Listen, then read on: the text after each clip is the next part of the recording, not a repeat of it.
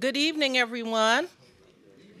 Thank you for joining us this evening. I am Terri Freeman, president of the National Civil Rights Museum, and it's my honor to welcome you here to the museum, and it is certainly our honor to co-host this once again, this wonderful panel, Issues at the Intersection of Race and Sport.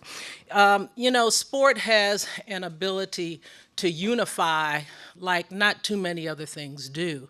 And athletes have a bully pulpit that often other people do not have.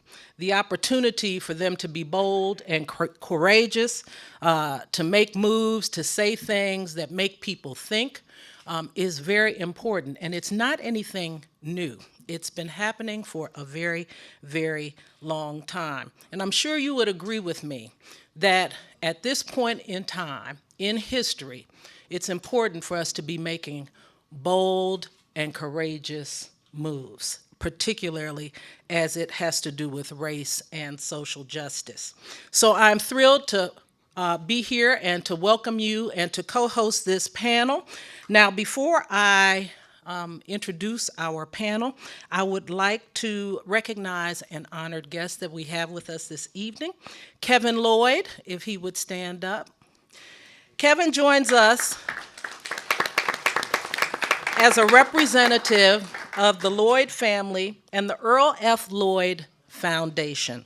This year, the Memphis Grizzlies organization is renaming the Sports Legacy Symposium in honor of his father, Earl Lloyd, the first African American to play in an NBA game on October 31st, 1950.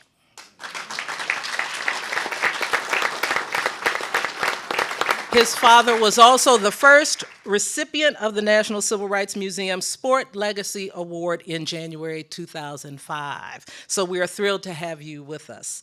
The Earl Lloyd Sports Legacy Symposium, presented by the Hyde Family Foundation, will take place tomorrow from 6:30 to 7:30 in the Grizzlies' Built Ford Tough training facility at the FedEx Forum, and we hope you all will join us there. Now, let's meet our panel this evening. These handsome men. After 4 straight trips to the NBA Finals as lead assistant coach of the Miami Heat and 2 NBA titles, David Fizdale joined the Grizzlies last May as the 13th head coach in franchise history. Coach Fizdale is a vocal advocate for social justice, committed to addressing issues of race, poverty, and violence with words and action. In his short time in Memphis, he has already made an impact off the court, co-leading the effort to launch a much-needed police athletic league. Please welcome Coach Fizdale. NBA Inside Stuff co-host Grant Hill is one of this weekend's Martin Luther King Jr. National Civil Rights Museum Sports Legacy Award recipients.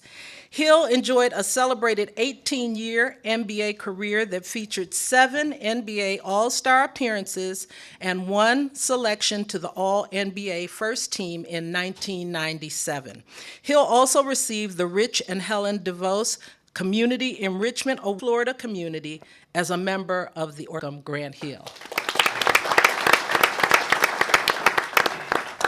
Another Martin Luther King National Civil Rights Museum Sports Legacy Award recipient is Steve Smith. Steve Smith is currently a basketball analyst for NBA TV. Hey, Marc Spears. I'm sorry. I'm reading what I have here on the paper. I do apologize. Having retired from a 14-season career in the NBA, Smith is renowned for his multi-million-dollar gift to his alma mater. Is that correct? Yes. All right. State. Michigan State University. The largest single donation by a professional athlete to his or her former school to date. The Steve Smith Scholarship for Academic Achievement provides a 4-year scholarship to 1 student per year from his former high school. Welcome, Steve Smith. Now, in his 20-year career as a sports journalist, Marc Spears has covered teams for publications in Tulsa, Los Angeles, Louisville, Kentucky, Denver, and Boston, and for Yahoo Sports as an NBA reporter. As of this past April, Spears is senior NBA writer for The Undefeated, a new ESPN website that explores the intersections of race, sports, and culture. So this is a perfect fit for this evening's panel of sports professionals. Welcome, Marc Spears.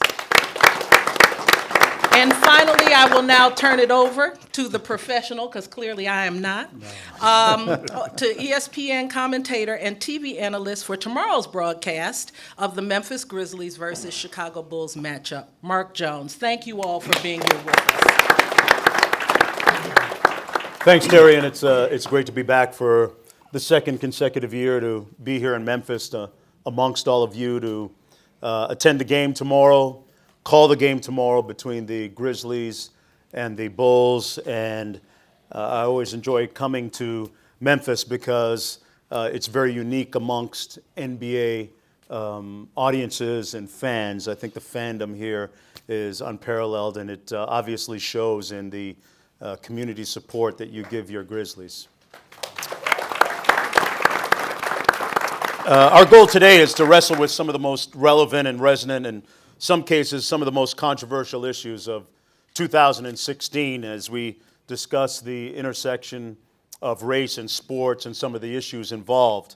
As we look back at especially July 2016, I think it's pretty obvious that there were some issues in our country, some things that need to be addressed, a month that brought into stark relief, into perspective, issues of police brutality against people of color, the abuse of power, and the potential for violent backlash as well.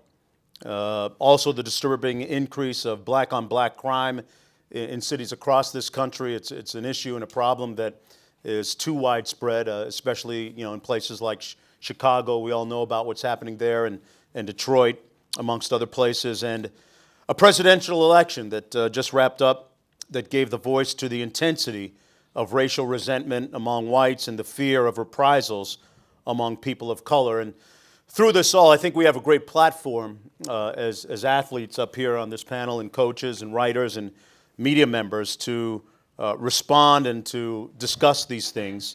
If you think about 2015, some of the same happenings occurred with people of color being mistreated and murdered by law enforcement, and backlash, the same vicious cycle. If you look at 2016, there were some powerful statements that were made most recently in the summer by our very own Mike Conley here in Memphis, who said, I cannot stay silent. I cannot be silent anymore. So there's a certain urgency that's arisen now, and it's great to be able to talk about it. Now, let's get started with question number one. And Grant, I'm going to start with you. In just 1 week in July, we saw the deaths of a couple of black men at the hands of police and a subsequent attack in Dallas against police officers. I'm sure we all agree that all three incidents were tragic and frightening. That week, many foresaw potentially the complete breakdown of our civil society right along racial lines. I think in the back of our minds, we might have feared that a little bit. Fortunately, that didn't come to pass and didn't happen. But Grant, as you saw some of those things, some of those images on the news, on social media, it was very ubiquitous and prevalent. What were some of your thoughts? Well, obviously there's, great concern when you see that happening. And I think, it is, as you touched on, a culmination of a series of events. And, you talked about social media and the use of social media. These types of maybe actions and behaviors, and particularly between the community, the relationship between the community and law enforcement, these things have happened. I think now they can be captured. And we are such a visual society. I was talking to Larry Robinson earlier, and we were talking about coming through this museum. And you can read about some of the iconic moments during the Civil Rights Movement, but when you see it, when you see the photography, the videos, you really can feel the sort of the essence of the whole spirit of the movement. The same thing can be said about what's happening now. Now people have the ability to be a photographer, to be a journalist themselves. And that wasn't necessarily afforded years ago, or at least maybe, you talk about the role of athletes and using their platform. We didn't have that luxury, Steve Smith and I and Elliot Perry and Jason Collins. Social media wasn't around. And so now it's instantaneous and people can see it and they can feel it. And I think there was a buildup that ultimately led to that series of events in early July this past summer. So obviously that with the election and a lot of the divisive language, there's concern. There's concern because there was a feeling, and maybe that feeling was an illusion, but there was a feeling like we are progressing and things are getting better. Now, not necessarily, it's not a utopia, but certainly there's progress. And you feel like we've digressed a bit during that time, and I think that really captured that feeling at that moment in time in July. Right. I'll throw it out to you, Steve. Next, Grant talked about how we're more visual now, the result of social media. It's captured quickly, as you saw images of Philando Castile and Eric Garner in the past, Tamir Rice. It's not something that was as widespread as quickly when you guys were still players. I don't mean to age you, but what do you make of the response of the athletic community in wake of some of those events? Well, first of all, I think social media in those terms is fantastic because, like you said, when things happen, we can hear about it, you can read about it, but like you said, visually now, you get a chance to assess it right then and there, and you get a chance to be able to respond right then and there with social media. But I think what I make of it is it's a time now that is such an unrest what we have in our communities right now. I think for athletes, it's fantastic. I can say and speak for it openly. Me and Grant have talked about this. Our generation did okay. This generation of athlete has taken it to another level, and I applaud them. I love what these guys are doing. They're doing it together. They're standing strong, and they're using their platform more than we did. And I applaud them every time I get a chance to see them. And I think, but look at their examples like all things. And I think a lot of times generations before us said the same thing about me and Grant. But I think this next generation, and led by the LeBrons and Dwayne and Chris Pauls and the basketball NBA, have just taken it to another level because they're willing to speak out. And, obviously, when you speak out, there's risk. Right. But I think right now they're really ready to challenge those risks, and they're doing a nice job with it. Yeah, you talk about some of the, really being courageous from a moral standpoint. Marc, you're around a lot of these athletes too, and write about them. To be able to step out on a limb like that with some of the endorsements that are at risk, some of the contractual things that are at risk is kind of a different variable to deal with too with athletes. I was really proud of seeing what Melo did, Carmelo Anthony, more so than all the other players, because he didn't just say something one time, he kind of made it a movement. He had a forum with USA Basketball. Anytime somebody from the media wanted to talk about it, he talked about it. He kind of started the NBA movement on Instagram. And so I'm with Steve as far as I like what the players are doing now, because about 3 years ago, I'll be honest, I cried before a game. I was hurt by the Clippers players. When the thing happened with Donald Sterling and he made the statements that he made, and I was like, these guys have a marvelous opportunity on national television. I don't know if you did that game, Marc, Sunday afternoon in Oakland, where the Black Panthers were born, to not play, to say that we're not going to deal with this, to make a statement, and they played. And that hurt me to a core, that they played. And I actually cried before a game, and there was a white reporter next to me. He's like, what's wrong? I said, I can't believe these guys are playing. So for a couple years later, to see Melo step out there and say what he said, and Kaepernick, a lot of people don't agree with everything Kaepernick did, but his first statement was strong. I do respect what Melo is doing, and players saying more and doing more, Coach Fizdale, because now it doesn't seem like they're scared of how it. I remember one player telling me, well, if we win a championship, then we'll look great, and then we'll make our message. I said, yeah, but his wife will be holding the trophy. you know. So what does that say? But the players now, Melo, I think, leading the front as far as NBA, they don't seem afraid of what they could lose or what people will think. They speak out on what they think is wrong, Mike Conley included. Sure. Coach, when you saw the events of this summer, it was quite overwhelming, and you're in a leadership position as coach of your team, and when players are in the locker room and there's a little bit of an undercurrent of what's going on in topically in society, how do you deal with that when you hear them talk about these things, and what's your message? How do you handle that? I try to open up communication. You know, I want our guys to talk about this stuff. You know, we have a very socially conscious group of young athletes in this country who are very aware, and so I like the fact that they want to talk about it, and I like to engage in the conversations. You know, obviously, you know, Marc documented it in an article about me, but I lived in those circumstances in Los Angeles, and so this isn't new to me, what happened in July. Like you guys were talking about before, it's just being captured on a higher scale because everybody has a camera. Then it was a VHS. South Central.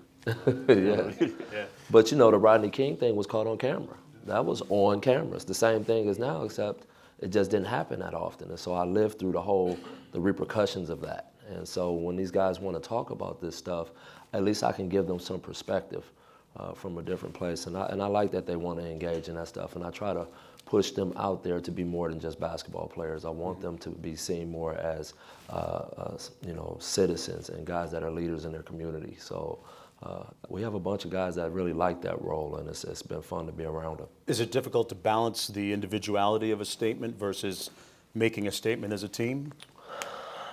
Yeah, but you know, you can't stop a guy when a guy feels very strongly about something. He may feel more strongly about it than other guys, and if he needed to do that and step out, you know, like Mike Conley did this summer, sometimes that's necessary. But I do think it says something when you do it collectively. You know, even when I was in Miami and, you know, just one day these guys on their own just said, hey, everybody put your hoodie over your head. We're taking this picture and posting it on social media. And it was for the Trayvon Martin situation. And it was just really, I had a great deal of pride watching them come together like that. And all of them wanted to be a part of it. And so, you know, we did a thing this year with our guys just about voting and getting, you know, understanding why it's important to vote. She came over and spoke to our team, and all Did you of guys our mostly get out? yeah, Yeah. everyone got out and voted. You know, I didn't try to sway anybody's votes, but I did. I'm just saying that right here, Grant. I threatened a lot of conditioning if the vote didn't go a certain way. But it was great, you know, just to get them, because I want them to be aware of the power that they have, not just from a platform standpoint, but from a citizen standpoint. And so, you know, as a leader of the team, I just really think that it's important that I'm always pushing them to be more. Right, great. Hey, let's move on to another topic that has gotten a lot of publicity going back a few months now during the NFL season. Marc, I'll start with you. You're out or have a lot of ties to the West Coast and the Bay Area. Colin Kaepernick and his taking a knee caught a lot of attention. His reasons for it were to protest some of the, as he saw it, police brutality and some of the inequities in our country. Do you think that this is an appropriate action, or do you think this is just symbolic? What's your take on it? Well, I actually got, I'm an NBA guy for years, but I was able to get the first interview one-on-one with him. And I got a call, you know, from one of his guys, my Oakland connections. I live in Oakland. And he's like, hey, man, Kaepernick wants to talk to you. Okay. Wow.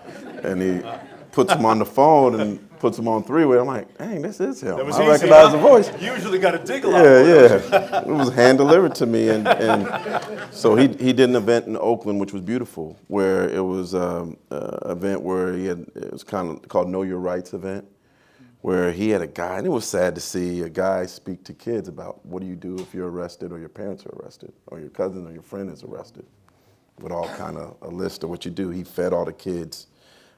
He talked about, he had someone talk to him about college. He had someone talk to him about Black history. And he had a lady talk to him about nutrition, you know, and which was it was a beautiful event to see. And I was like, well, you may not agree with what he said, but what he's doing is pretty fantastic. But he started, whether you agree with it or not, I think he started a conversation, he started a movement, and I respect him for that. I really do, for having the foresight to step on a limb and not being scared. And he's gotten death threats. There was a story that went out to put his address in there. Wow. And so he certainly has been really, really nervous, and I'm somewhat fearful for him. Now he's kind of went outside different lanes and said some other things that kind of like, just stay in your lane, bro. Right. You know, but Right. I think the movement that he started, I don't know that Mike Conley says anything or the NBA guys say anything if he didn't first step out there and take the hit for everybody else. Because I think people talk too much about the flag thing, like use that as an excuse to not really listen to the message that he was trying to talk about, police brutality and how that needs to stop. What about balancing, Grant, an athlete's free expression versus the responsibility they have to their fan base and their team? It's a tricky balance. What are your thoughts on that? Well, I mean, you know, ultimately, I still, you know, think of myself as a player, Right. and so you understand and the perspective, I guess, of a player. And look, as the league, the players are very visible in the league. They have a lot of access to the media, and now with social media, everyone has a platform and everybody has a voice. And I think that, to Smitty's point earlier, kind of contributes to the mindset of this generation, this millennial generation in sports, where they've had that's all they know. They've, you know, the connectivity that it affords you, but also the ability to be on and to be able to speak out to people, I think contributes in some respects to their desire. But I do applaud this generation. But, you know. Like, what do you hear when you hear fans say, just stick to basketball, we don't want to hear that stuff? I get that when I say things, you know, and I feel like it's demeaning. I feel like it's disrespectful. We live in a country where we all have the freedom of speech, the freedom to express ourselves, and I think sometimes we can put people in a box, and we want them only for entertainment purposes or for reasons to go out and play on behalf of my favorite team. But we have, you know, I think part of the problem is if we learn to listen to one another, you know, and we learn to sort of, instead of sometimes talk at each other, but talk to each other and understand each other, then we can have some compassion and understanding and maybe try to work and figure out. But I think sometimes when someone says something and all they're doing is expressing their beliefs or their feelings, people can get so upset and turned off by that, and I think that's wrong.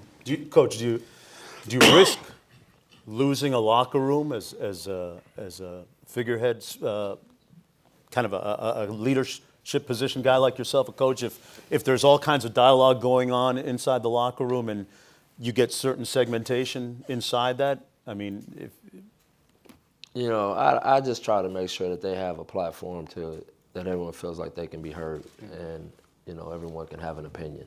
And we may not all agree.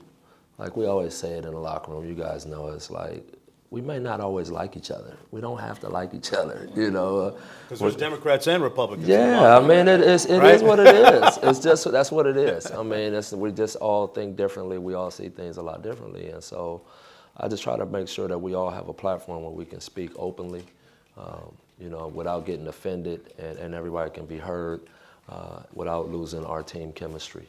And, you know, I try to keep that as open as possible for these guys, because, you know, at the end of the day, these guys are aware. They know what's going on in the world, you know, and they have opinions. And, you know, when it comes to things that's going on in the neighborhood, a lot of their family still lives there. So when it comes to, you know, police brutality and things like that, these guys are having people go through this right now. as we talk. So it's important that I make sure that they have a real open line of communication to each other and through me. I look at the Colin Kaepernick, like you said, Marc, might not agree everything of some of his views, but I think, first of all, I think we quick to judge in this new society. The first thing was what he did was it was a nonviolent approach. So I think you respect that first. And I think before, it seemed like once he did it, everybody had an opinion on why he was doing it. And a lot of us didn't even know why he was doing it. But I think the first of all, look at his approach, it was a nonviolence. The way he attacked it. So that's the one thing is to respect him. And I think like Coach said, we all don't have to like each other, but I think the word respect is starting to be lost in our society. And a lot of young kids, that's the one thing you look at, you at least respect what he's doing if he's doing it in a manner that is acceptable to communities and how we live. And the way he approached it, it was very respectful. You just didn't have to agree with him. So I took my hat off to him for him taking that leap of faith. Right. Let's move on to the next question, guys. Coach, and I'll start with you on this. Some people look across the social landscape and see a normalizing of racism and racial violence in process, meaning that dangerous things come to be viewed as just another part of everyday life. In what ways do you see this happening, if at all? Well, one, I think it's so sensationalized. Like these guys said, it's just social media gets things out there so fast. You got TV shows about all kinds of stuff that's happening in neighborhoods. Like, I hate the show First 48 and all of these shows. I really hate these shows, because it's like they're making money off of, what these people are really going through in the neighborhood when it comes to these relationships and stuff. So, that's first. So it's real. And it has become more normal and numb, as we see this stuff. But this is all, like I said, it's been going on forever. And we just now are starting to see it so much more that I think people see it come on TV and literally they just can change the channel and move on because it's like, oh, it happened again. But, to people in Chicago and Detroit and here, and where I'm from in Los Angeles, it's real and it's happening every day. And, think about it, D. Wade's cousin just got killed right in the middle of the street in Chicago. So these things are happening. And, I do think the fact that it's so in our face so fast from so many different places that I think a lot of people are becoming numb to it, and it is way too normal, as we move forward. But for the people that are going through it, they need help, and we need to make some change for them. Marc, I was going to tell you, like, y'all going to have to build a new wing pretty soon. It's everything that continues to go on. You're walking through the museum, and we're seeing stuff from the 50s and 60s. And I think the sad thing to me is it's not, you think things have improved, but it's still horrible. It's sad that, you got to tell your son about when he drives in Atlanta what he has to be careful of, or you got to tell yourself when you drive in Atlanta, what you got to be careful of. And I do have some optimism, and maybe I'm naive because I live in California. There's a lot of mixed race kids that, that they see the world differently. That even if your home might be racist, because you might have some mixed race kid who lets you see the world in a different way. And I hope this younger generation shakes this country out of it. That's my hope. I mean, pretty soon, like, I hate the word minority, but the people of color ain't gonna be minority pretty soon. It's gonna change the dynamics of this country. But just when you think that this next generation of kids is going to turn everything to a better place, and what recently happens. And the racism comes after it, and the hatred comes after it, and it's just sad. It's sad that I still feel like I'm in the 60s in a lot of ways. Do you think and I ask you and I this question, as media people, do we put it out there too much? Is it out too in your face? Well, I mean, look, people can vote who they want to vote for, so, I'm not going to knock somebody for voting for somebody because it's their right to vote. But I do think that CNN and other media outlets helped Trump win because it gave him great ratings.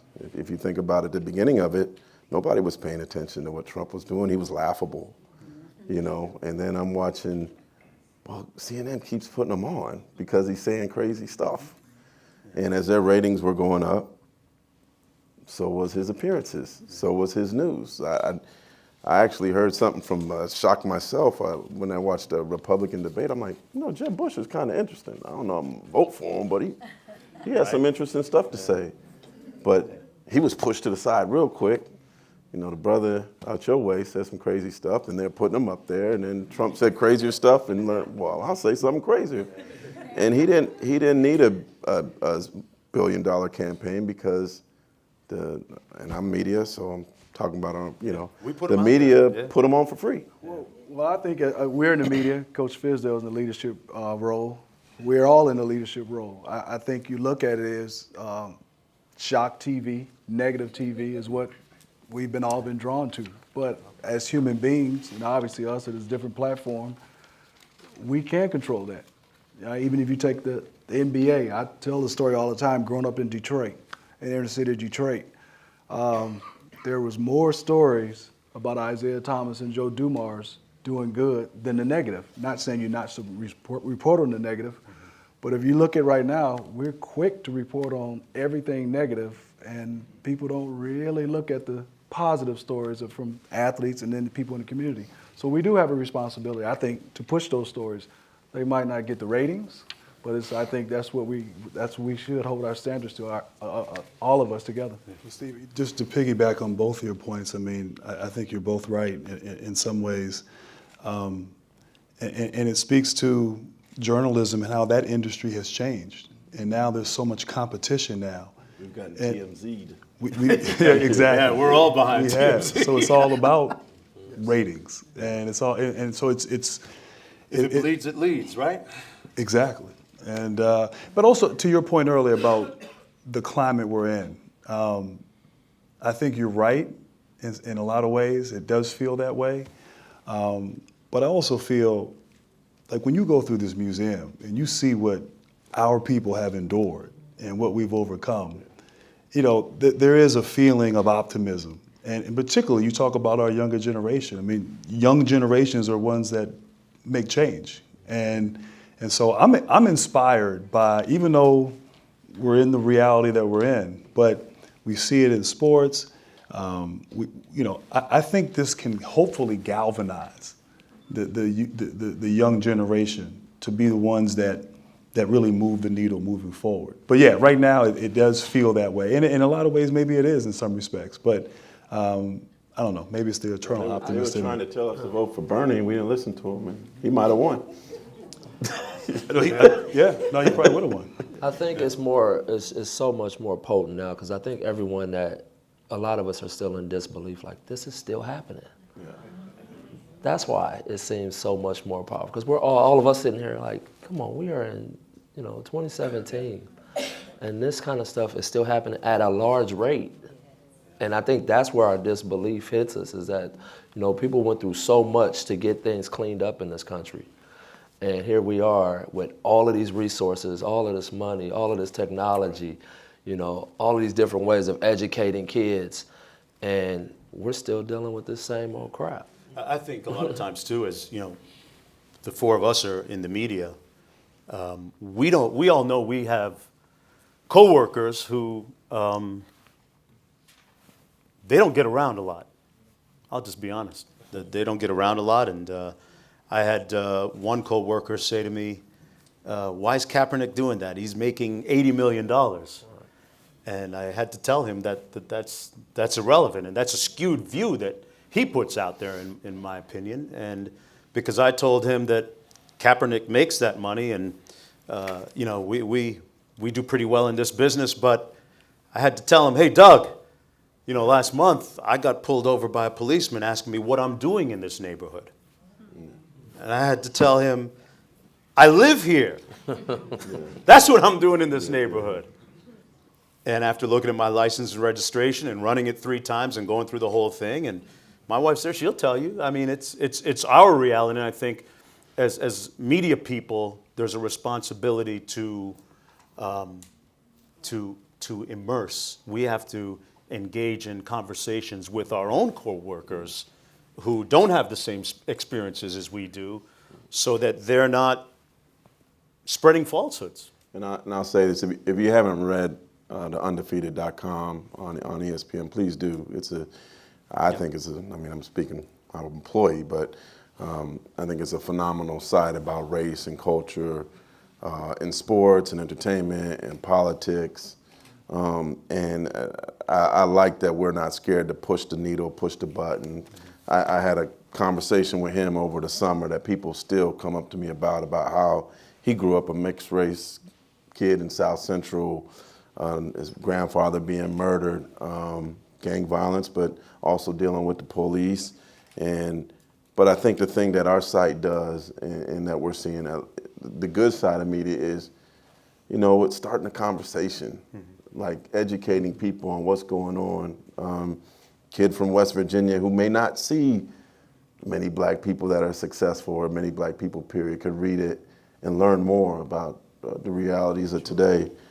And so that's the thing I like with every story that we write about race and stuff like that. It starts the conversation just like today, and hopefully changes the way people look at the world. Yeah, that's where part of the remedy is found. Let's move on to the next question. Black on black violence, a very real threat to the safety and stability of our communities across the entire country. And in December, we saw just an abysmal statistic come out: 762 homicides in Chicago, a record high, and the vast majority of which were occurring in black neighborhoods. Coach mentioned it. Dwayne Wade's cousin was killed in one incident, leading him to speak out against that type of violence. But it's also a really complicated subject for black people to talk about, pitting calls for greater personal responsibility against the argument that high homicide rates are the natural consequence of structural racism and institutionalized racism. Which one of you guys wants to comment on that first? Give it to Fizz. This is home Coach? for him. Oh man, it's saddening for me to see what's going on. Obviously my family has been inflicted by black on black crime. I've had a lot of friends on both sides of that, family members, and so he's right. This is a topic that is very close to me. And just kind of on a side note, on a positive, I had a great experience yesterday at a Houston Rockets game. A young kid came up to me and said, "Coach, you don't remember me, but you coached me at Juwan Howard's free basketball camp in Chicago."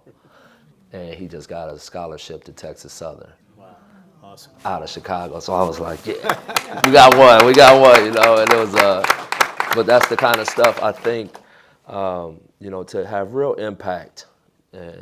From our standpoint, I think the more solutions we can come up with to help inner city families, one, deal with their economic situation. I think that's a real key. Economics and education, we have to hit those areas so hard, and really attack where it's real. A lot of single parent homes, obviously, dealing with how our correctional institutions work. We're losing people for a long time over crimes that they probably shouldn't be going to prison that long for. And it tears apart the family structure. You'd have a lot of kids without fathers running around these neighborhoods. I was one of those kids, and you just see it all the time. And it's only so many kids that's gonna have a tough enough mom to get them through those circumstances. So it's a lot of levels we have to attack this thing on. But I do think the one thing I do like about what's going on is these guys aren't just socially conscious, but they're involved and they're part of solutions. You look at what LeBron James is doing up there for the educational system in Akron, Ohio. It's unbelievable. Yeah, sending kids to college. Yeah, and it's all based on getting to school, getting their attendance being up and things like that. And so it's not just they're just conscious, but they are actively seeking and really solving problems in their neighborhoods, and that's what's encouraging. How much of an impetus did you put on it, Steve, to do stuff back in Detroit when you were still playing, where you came from? Reason why, because I'm sitting here because of my community. And so I always wanted to, because of my parents and what they instilled in me. Just to go back to you with the black on black crime, everything Fizz said, totally agree.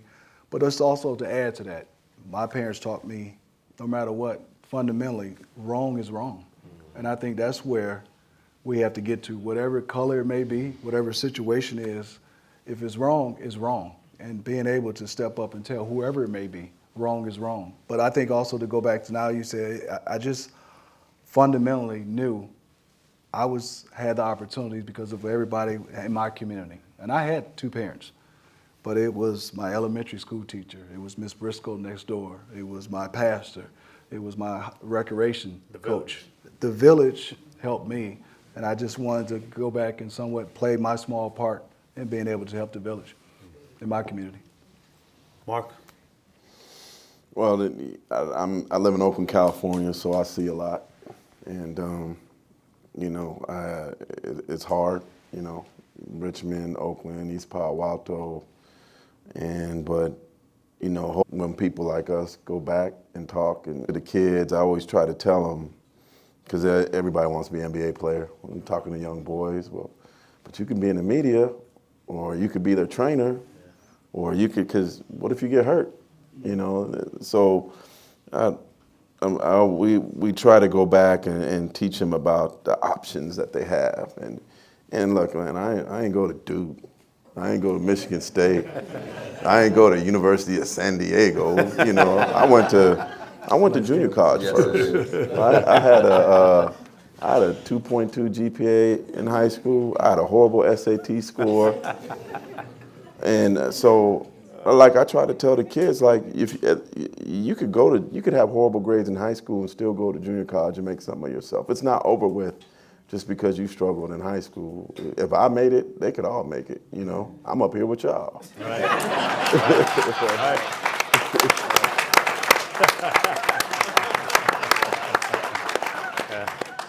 Yeah, I like to say, when I graduated, it wasn't magna cum laude, it was thank you, Lord.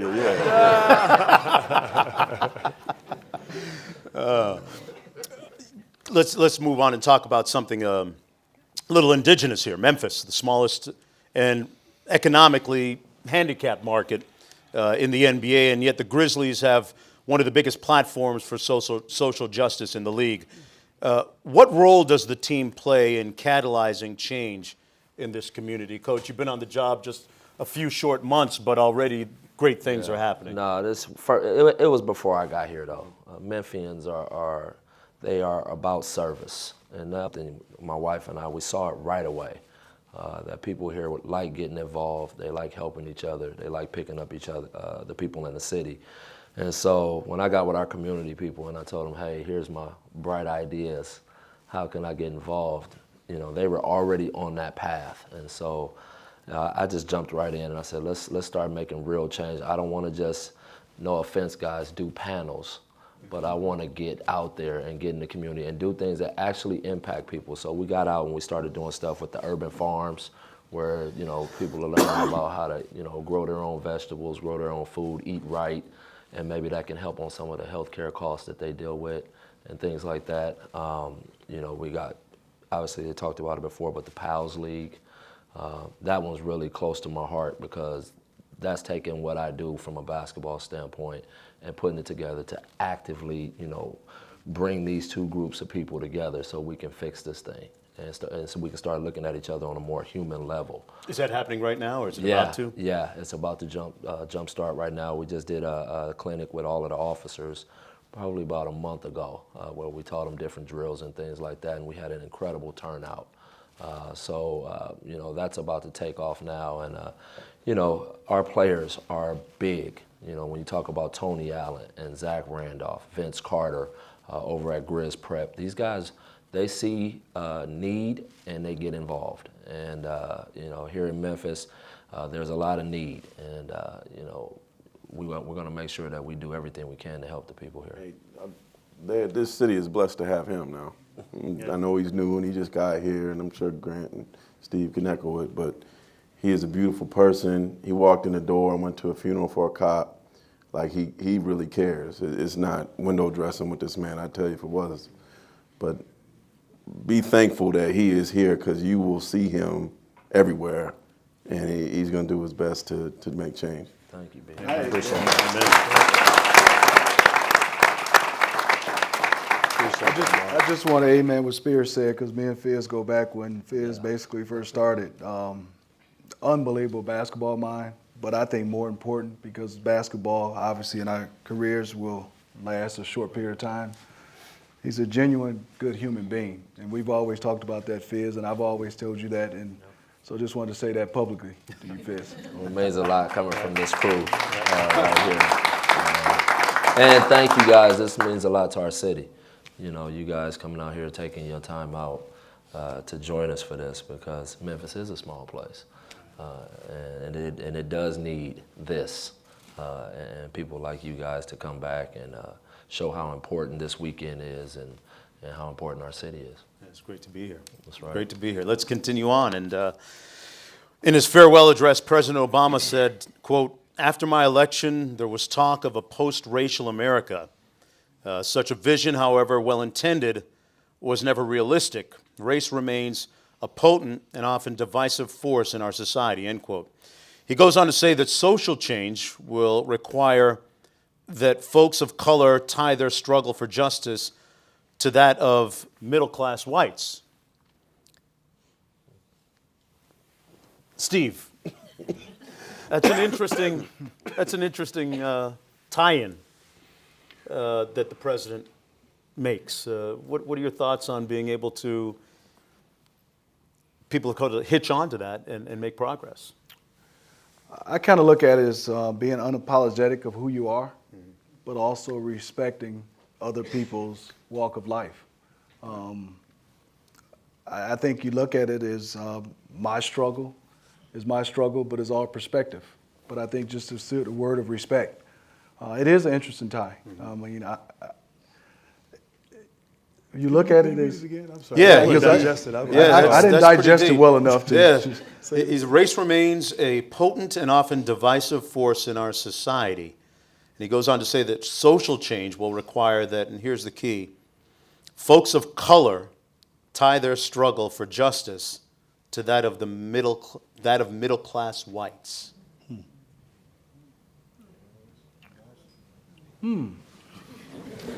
Marc, you're the writer. Well, We'll come back to you. no, I mean, what do you think? I think it comes back to having conversation with other people, you know, in other walks of life. That's what I've tried to do, you know, and not saying you understand or agree, but I just thinking understanding everybody's different struggle. Not saying is, you know, and saying your struggle is more than their struggle, but obviously understanding that we all come from different walks of life, and I'm gonna keep thinking about that one. Yeah. Marc. You know, I think it's interesting how I think, and I don't want to speak for all black people, but I think when Obama came into office, there were a lot of people that weren't black that were rooting against him. But I think if you ask most black people, they're not rooting against Trump. They're like praying that hopefully he'll see the light and go in a positive direction. And how optimistic am I? But he's going to be the president, so I'm just I think the thing is, in a weird way, it may unite the country, because, like my mom said, she said, "You're going to be all right."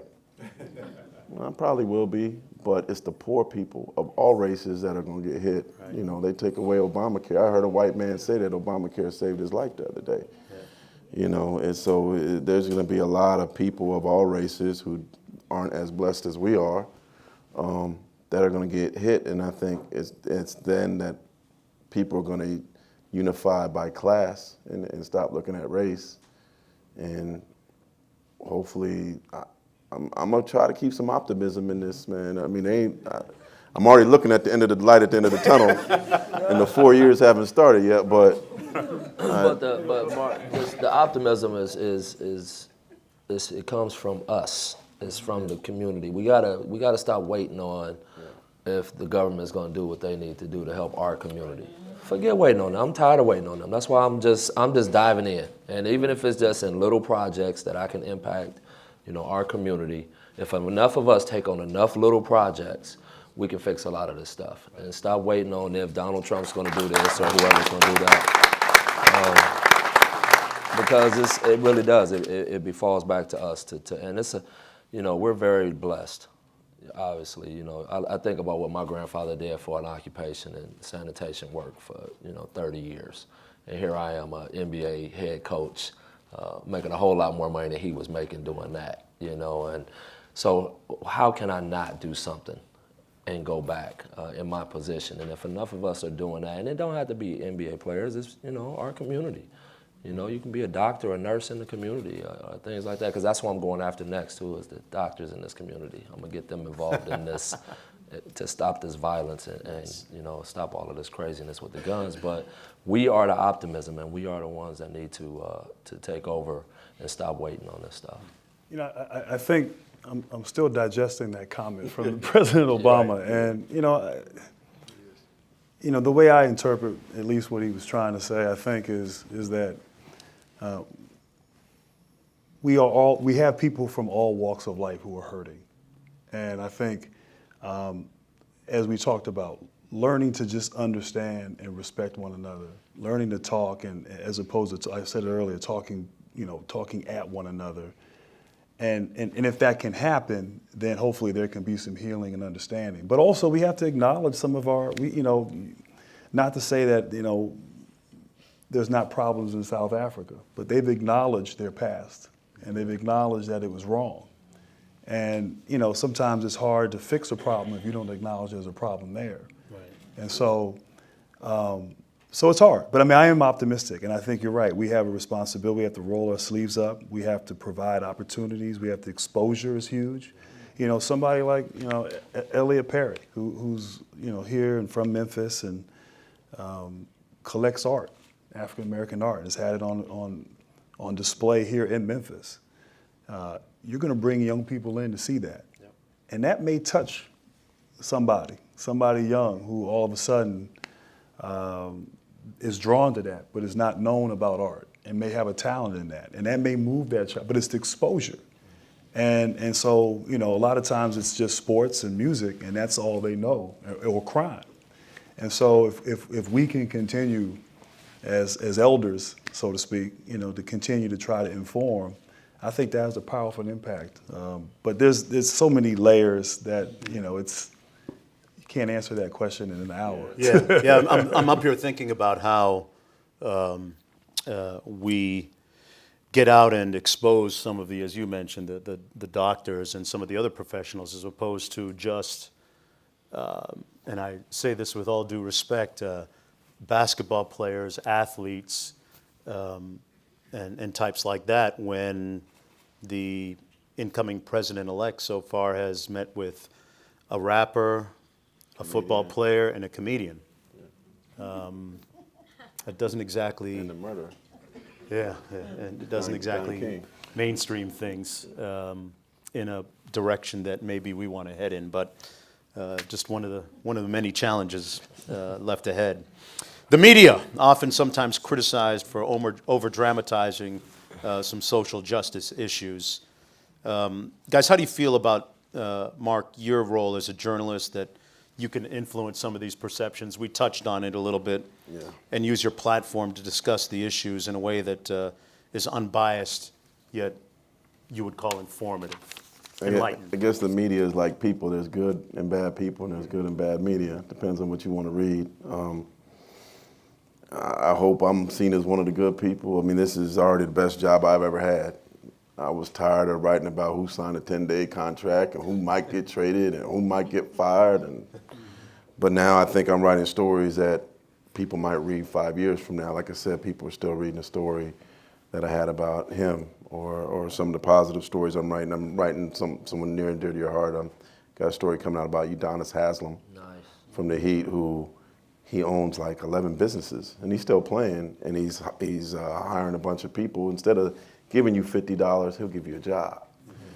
So hopefully there's more stories like that, but it's sad that sadness or pain or anger or garbage sells. Like, people like it, and that's not going to change. But I actually feel like now I have a job that means something, and I could write something that could influence lives, change lives, make people think, instead of making people go backwards. Are there fights inside the newsroom? When you want to write something that you I had a seem story relevant? that it took me 10 years to get rewritten, if that makes sense. Pardon me? Yeah, 10 years. I had a story about the lack of white NBA players in the NBA, and my initial lead was the white NBA player has become an endangered species. I've been told that you got to put punchy heads first sentences. I think that gets your attention. Yeah. And but it was changed to this flowery lead about Kiki Vanderway and how I used to go play in the hood, you know. Wow. But then I go to Undefeated and they're like, go. Yeah. You know, so I write the story again, but what I did was I switched it and put it through the player's perspective, including Chandler Parsons. Just asking them what, like, did a round table about what's it like to be a white NBA player. And I think it was everybody, all these writers came up to me afterwards and like, oh man, I wish I would have wrote that. But they're all scared to write it. Right. They're all scared to write about Kaepernick. And I'll be brief here, the Warriors' first preseason game, David West stood 2 feet behind everybody else during the national anthem. I was the only one that wrote it. And after the game, while everybody talked to Curry and Durant and, you know, Clay, I was the only one. I, in public view of all the other writers in the locker room, talked to David West about him standing 2 feet behind the national anthem behind his teammates for 15 minutes, but none of them wanted to ask David West about it. Because there's some media and That's irresponsible. well, I think there's some guys that are scared. Yeah. They're not comfortable. I know one right reporter who says, black guys don't want me to ask them those questions. You know, and I kind of like, come on, man, do your job, you know. But hopefully the fear, like, people do their jobs and tell the stories and not be fearful or, you know, but unfortunately there are a lot that are that way. They don't want to tell the stories for one reason or another. Yeah. Well, we can only hope that as media we start to improve and get it right, and because we do kind of at times, for better for worse, set the template and the perception of certain issues, and race sometimes being one of them. And with that, I'll wrap it up because I'm getting the wrap it up sign. The orchestra music is beginning to play. I want to thank Coach Fizdale, Grant Hill, Steve Smith, and Marc Spears for being part of the panel today. And I want to thank you for having me back a second year. And I can only hope that some of the conversation we've had here today inspires you to go from here and take it back out into your communities and your neighborhoods and do the right thing.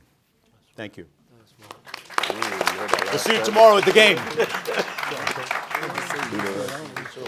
Thank you to our esteemed panelists. My name is Darrell Cobbins, and on behalf of the Board of Directors of the National Civil Rights Museum, I would like to thank each and every one of you for coming out this afternoon and look forward to your participation.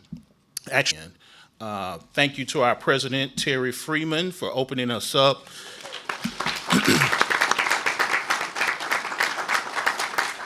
And in her comment, she told us to be bold and courageous. But as we toured with the group through the museum, there was a worth that was on one of the walls that jumped out at me. And he said, the Lord knew I lived in a hard town, so he gave me a hard head. And so with everything that we've heard today, and in the spirit of Fred Shuttlesworth and all of those valiant warriors for civil rights, we all need to be a little hard-headed. And the ultimate measure of a person is not where they stand during times of comfort and convenience, but where they stand during times of challenge and controversy. And so for all of us who touch this hallowed ground and have looked up at that wreath in front of room 306, we have a tremendous responsibility to leave here. A number of the individuals and sports figures that you heard about, but most importantly, those people who you saw on the walls here at the museum. So in that spirit, we say thank you and look forward to seeing you again. Thanks.